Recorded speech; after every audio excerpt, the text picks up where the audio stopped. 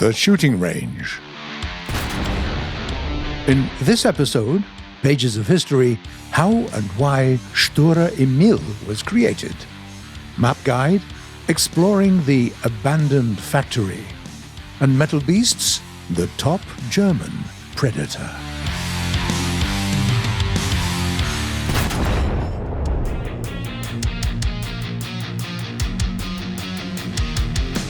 With the new power update, many nations received new top MBTs, and the highlight of this video is one of them. Please welcome the German main battle tank, the Leopard 2A6, with a battle rating of 10.7. The engineers who worked on it upgraded the already familiar Leopard 2A5, installing a new, more powerful gun on it.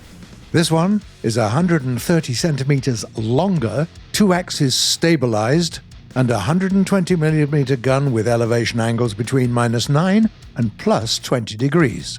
2 machine guns are here as well, a hull-mounted one and a coaxial one. This Leopard also has thermal sights and smoke launchers. The driver sits in the front while the rest of the crew resides in the turret. The engine compartment is traditionally situated in the rear. Ammo stowage racks are found in 2 groups, one behind the front plate and the other in the turret rear.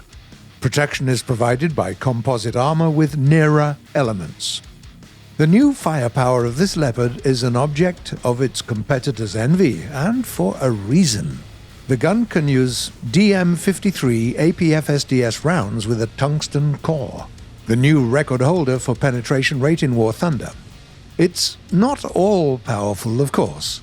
It will still be hard to damage top MBTs where their armor is thickest. Elsewhere, this tank is still pretty much the same versatile machine. Its diesel engine can achieve speeds of up to 70 kilometers per hour. In case of danger, the Leopard will have no problem retreating to cover, since it can almost instantly achieve a reverse speed of 30 kilometers per hour. And its smoke launchers can make 4 shots.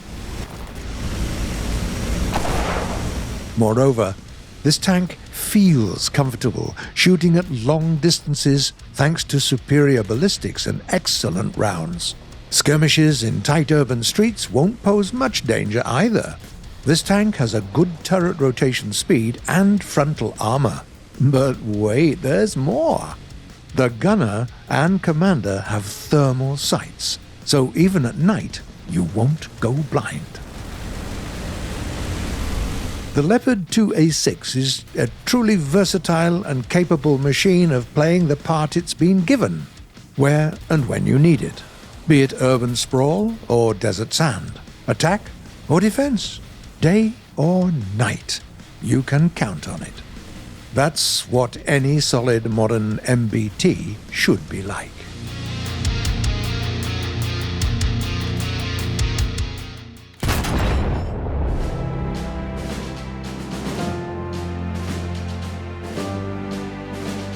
Sturer Emil, the German tank destroyer, looks a little bit special.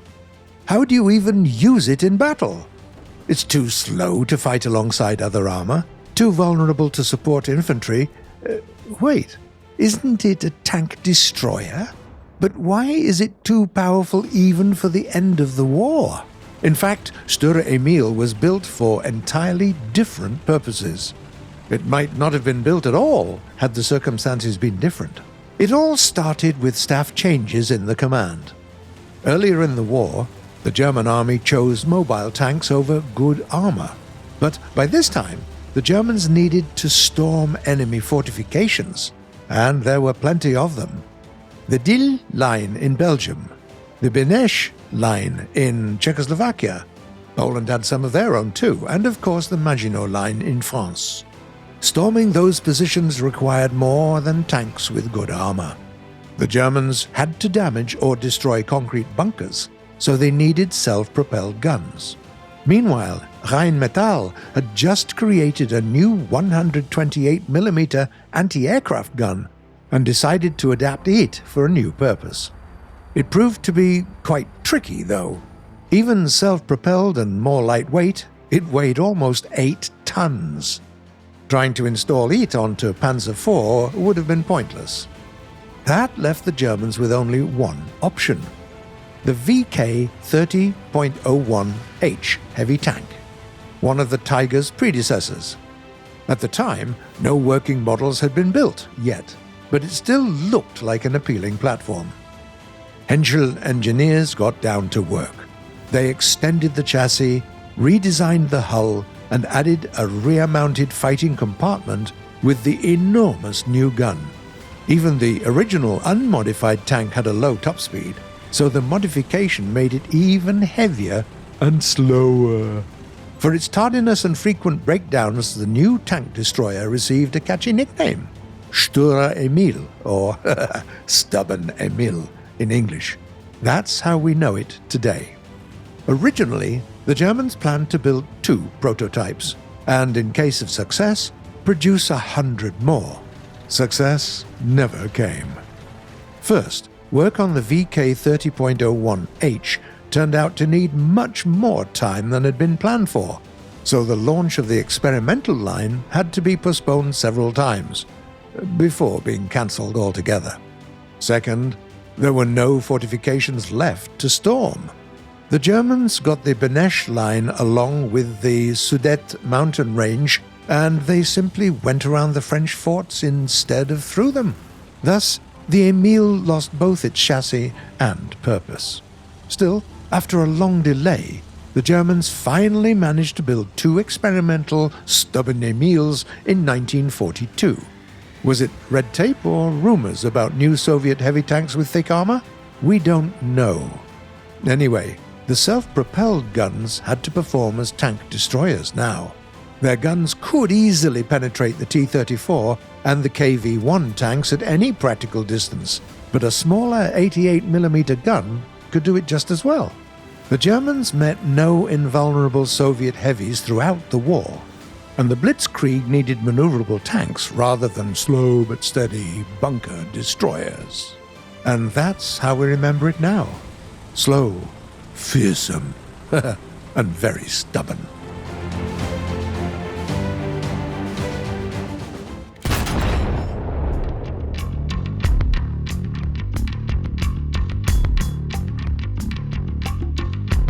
There's still much we want to share about the tactics you could use on tanking maps.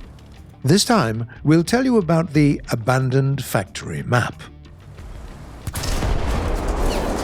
We'll start with the West Team and Point A. Numerous buildings found here provide lots of positions, so we'll cut the story short. You can capture this point in 2 ways. First, you can try to get to the hangar from your team's side. Second, you can drive further to the enemy side. The first option is obviously safer. You can block the point and prevent the enemy from gaining an advantage. The second option is riskier, but gives you an opportunity to destroy eager beavers and gain a couple of quick frags.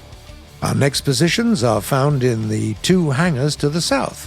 One of them will give you control over approaches to the center of the map, the other one over approaches to Point A. There's one more good option. Try to slip to the northern hangar in Square A4. This will give you a chance to prevent the enemy from flanking your team and squeezing the upper part of the map like a vice or a pair of pincers. Now, let's see what can be done to the south of here in the central Point B. You shouldn't head to the open area if you want to capture it, since this position is too vulnerable. Better stick to the building near the edge of the capture area, moving closer to Point A after the capture to help your team. Further south, another major area is Square E4. You'll find an excellent cover behind these concrete pipes, and good opportunities to control both Points A and B, as well as approaches to the southern part of the map. Once you run out of targets, you can try to sneak into the rear of the enemy team. Finally, Point C. If you rush toward it head-on and the enemy ignores the capture, there's a chance you'll finish it, but we recommend a safer route. Go along the shore next to the coal piles, handle anyone you meet, and get inside the capture area only after you make sure there's no one around. about the East team? One useful position for them is found in square A4. If you manage to handle several enemies in that square, cutting off reinforcements coming in from the north will be simple enough. If your tank is quick, it might be sensible to rush the hangar near point A. You're unlikely to capture it right away, of course, since your enemy might enter the tank at any time, but preventing them from getting it is just as useful. Another helpful area with multiple positions is found next to the hangars to the east of point A. From here, you'll be able to snipe some enemies near the center of the map, and if you go ahead a little, you will even get control over approaches to point A. When you get to point B, you have to be extra careful. The same as for the West team. To be on the safe side, get to this building's corner in square E5. Once the aims are clear, you can start the capture.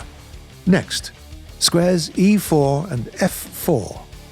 They offer a lot of great shooting opportunities, but your main goal here is more about tying your enemy in a fight, and thus slowing them down rather than actually advancing.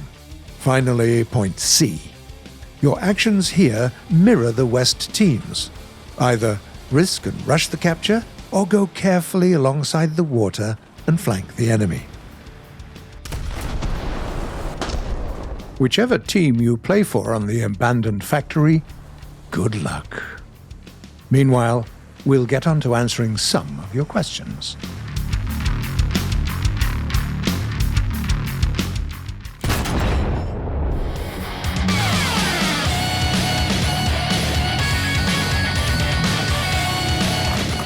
The first question was sent by a player called Bioshock Fox. Why Me-2435 have constructed body at an angle? Hi there. Such construction compensates the momentum of the rotor and increases the helicopter's stability. Tuan V writes, how can I change height of the thing on STRV-122's head? Hello there. To raise the sights, you should go to Controls, Ground Vehicles, Weaponry, and set up a key bind for Switch Radar Search On/Off. Another question comes from Giovanni Gumalo. How do you go to bomb view? Hi Giovanni. If you keep the key for bomb drop or missile launch down, the camera will automatically switch to tracking mode. Another way is to set up a special bind in the following menu: Controls, Aircraft, Camera Control, Tracking Camera, Bomb/Torpedo. 4747 asks, why are so many planes painted black on the upper nose? Hi there. The aircraft's nose may reflect the light into the pilot's eyes and therefore blind them. Hence, part of the fuselage around the cockpit area is painted black. And the last comment for today was written by Dalton Steed Gaming. Why is there a nuke at the end of this trailer, but no nuke in the game? Oh, hi there. Actually, there is a nuke in the game. It's available in tank arcade battles starting at BR 6.0. If you want to use it, earn 20 respawn points. Jump into the bomber and get to the enemy respawn point and drop it. It's pretty difficult to pull off, but definitely worth it. Well, that's it for today, guys and gals. You've been watching The Shooting Range by Gaijin Entertainment. And the next episode will premiere the following Sunday at 4 p.m. GMT or noon Eastern Time. Subscribe and click the bell if you don't want to miss our next videos. Don't forget to leave a like, share your thoughts and comments, try to earn that nuke, and looking forward to seeing you next week.